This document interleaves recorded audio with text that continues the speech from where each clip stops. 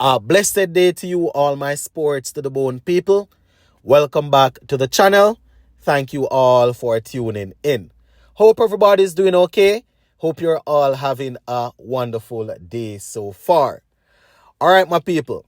So, in this video, we're going to be taking a look at an article from the Jamaica Observer, basically a letter to the editor.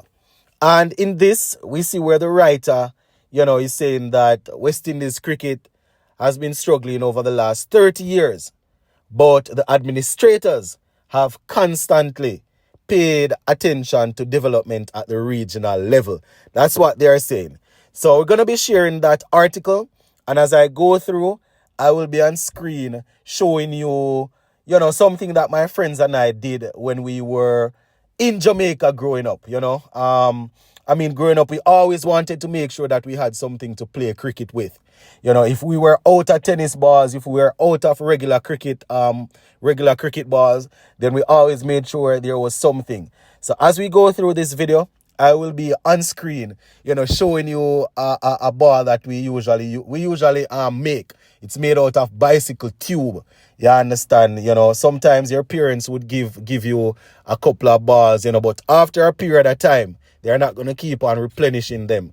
But guess what? We always have bicycle tubes from our own bicycles or collect bicycle tubes from people in the community, and we would make our own ball that we could use. It's been a while, so it's probably not going to be perfect, but just going to show you an example as we go through, to show you how much we were passionate about cricket growing up. All right, so let's start this article. Now, the headline says, despite numerous flaws and failings, it's indisputable that West Indies cricket administrators have constantly paid attention to development at the regional level. That's the headline that they're going with. A lot of us have always said that we need more development at the regional level because 7 or 8 or 9 regional games a year can't work. But according to this writer, CWI has paid attention, or they are paying attention. So let's get into it. So it says, we were reminded at the start of the men's 4-day regional championship in late January that annually organized competition at the senior level dates back to 60 years. Right? That tournament resumes later this week for the 4th round of games following a break since mid-February. At age group level, annual regional men's competition, more especially at under 19 level, also goes back decades. And while women's cricket in the Caribbean has never received matching attention, it does seem fair to say that's changing, with limited over white ball tournaments at age group and senior levels now held annually. The 2025 Senior Women's Super 50 tournament is ongoing in St. Kitts. Building on those platforms is imperative if West Indies cricket, which has struggled painfully for well over 30 years, despite the odd success, such as the recent 1-all Test series tie away to Pakistan, is to achieve success consistently. New Cricket West Indies CWI Chief Executive Officer Mr. Chris Darin was on target during a recent visit to Port of Spain in emphasizing that territorial boards must play a lead role in nurturing and bringing young cricketers to the fore. Hear that? Territorial boards must play a leading role. So this is Chris in quotation. Territories are the core of West Indies cricket production line. Rebuilding and retooling that pipeline to meet the demands of international cricket. Right? That is what he's saying. To meet the demand of modern professional sports is a top priority. Right? Our strength lies in our unity and shared vision from territorial boards to players. Coaches, and fans. End quote for now. They say Mr. Darin reportedly told cricket executives in Trinidad and Tobago.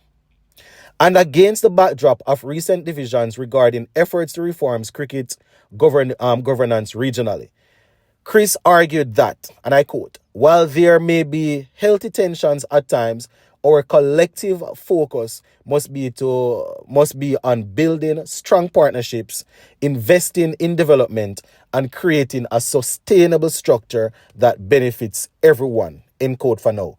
And he is making reference to that fallout that they had going on a couple of weeks ago.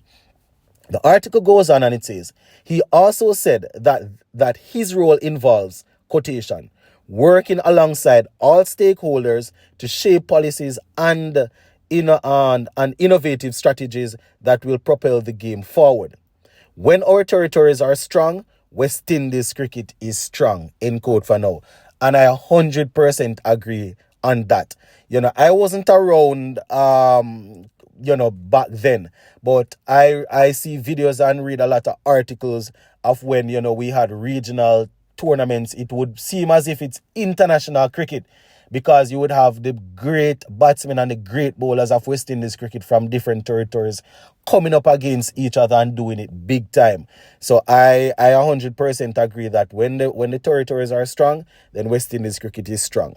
The article goes on and it says, crucially, Caribbean governments, not all of which have constantly shown strong interest in West Indies cricket, need to be on board, alongside the business community, in the drive to constantly refresh the talent pipeline.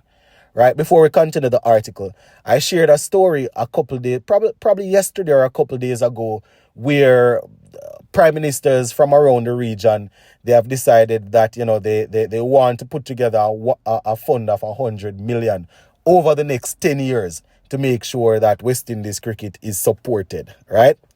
Continuing the article, it says, in that respect, we note that Guyana President Dr. Irfan Ali, an ardent supporter of the regional game, is taking over as chairman of the CARICOM subcommittee on cricket. He is replacing another proven servant of the game, Trinidad and Tobago Prime Minister Dr. Keith Rowley, right, who has said he will be walking away from politics ahead of elections in his country later this year. It goes on to say, we are heartened by Dr. Rowley's appeal for CARICOM heads to continue to be interested in what goes on in West Indies cricket and assist wherever we can. It says, at the board membership level, we expect that CWI President Dr. Shallow and his team will be returned in elections later this month. And we also, it may have been missed by many, but in late February, the entire Wavell Hines executive of the West Indies Players Association was returned unopposed, right? And that's WIPA, the West Indies Players Association. Those are the guys that go out there and look out for the best interests of the players.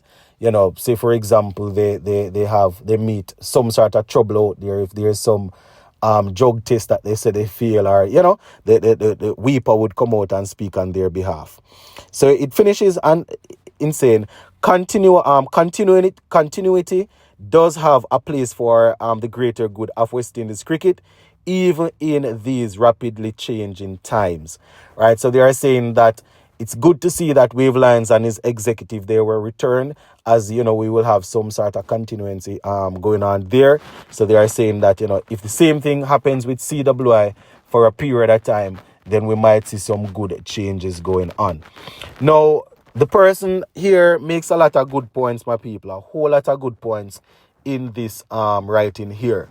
One of the things that I would like to point out, where they're saying that the territorial boards, play a big role.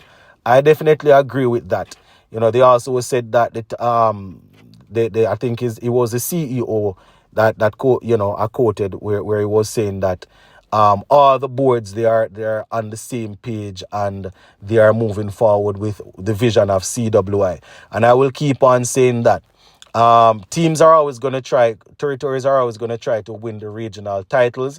It is there for a reason. It is there for them to try and win, and not necessarily just bring out CWI's vision of pumping through the youngsters. We know they want to win, but my problem is I don't understand how people can be fully on board and have people playing playing in the same regional championship that is retired from international cricket, people that are probably not going to make it to the next level. It doesn't make any sense. You understand? So these are certain things that they need to tighten up on. I mean, they are sending mixed signals, I would say. I would say they are sending mixed signals because, they keep on saying that the regional cricket is going to feed into into the international cricket, and that is where they are looking to develop players from. Yet still they came out. I don't know. Somebody should probably come out now and say, they are taking back that talk. They came out the other day and said that, players don't need to play regional cricket to play test cricket. They don't need to be playing Super 50 to play ODI. I know there are people out there that they claim to be talented players that they would love to see in a test team or in an ODI team. You understand? But at the same time, it's not sending the right message. And it's sending mixed signals. Anybody with sense can look into that and see that they're sending mixed signals. Because if you're gonna tell the youngsters that they need to play regional cricket to prove themselves to get in, and then we can understand established ODI players, you wanting to give them a look in, but you're sending mixed signals. I'm not saying you have to go out and out 100, because you still have to compete with what's happening, with the reality of T20 cricket. We understand that. But, sending mixed signals is not a right thing. And this is one of the things that I probably not a lot of people have an issue with it, but I don't think that a man should be in his high 30s, 40s and decide that his regional time is up and his international time is up, and, he's still playing regional cricket. If you are going to say that you are using this to develop players for the international level, what kind of signal is that sending when people decide that they don't want to play? Or if they have a good season, then they can say yes, they will come out of retirement. And we know the latest case is with Jason Mohammed, right? But last year we had the same situation with Shane Dorich, and I spoke on it. So I know that speaking on this now, probably some of the fans of Mohammed would say that, I am saying whatever, but I couldn't care less. You understand? We remain neutral, and we say the same thing. You understand? If you have decided that international cricket is not yours, I personally don't believe that you should be taking up any of the funding that is going towards developing the regional cricket. So these are certain things that CWI probably need to put out. They said that they are on the same page with the territorial boards are all on the same page as them. So probably I am just overlooking it because, even though I don't know how they could be on the same board, and they said they are CWI want them to develop players for international level, and they have people playing that is not that has retired. You understand? Once again, it's one case right now of Jason Mohammed, but we shared the same sentiments last year with Shane Dorich. We shared the same thing when Chadwick Walton was being selected for the Scorpions when, at a certain age. So, we don't have a problem with people. I mean, if they decide that they are still looking to play international cricket at 39, 40, and they are doing well, we can't knock them. We cannot say anything because they haven't retired. But I personally believe that if you retire from international cricket, you don't need to be taking up the funding that should be used to develop people for the next level. So that is just my opinion. And the greatest thing about this channel, this comment section is always open where you can share your thoughts. Big up.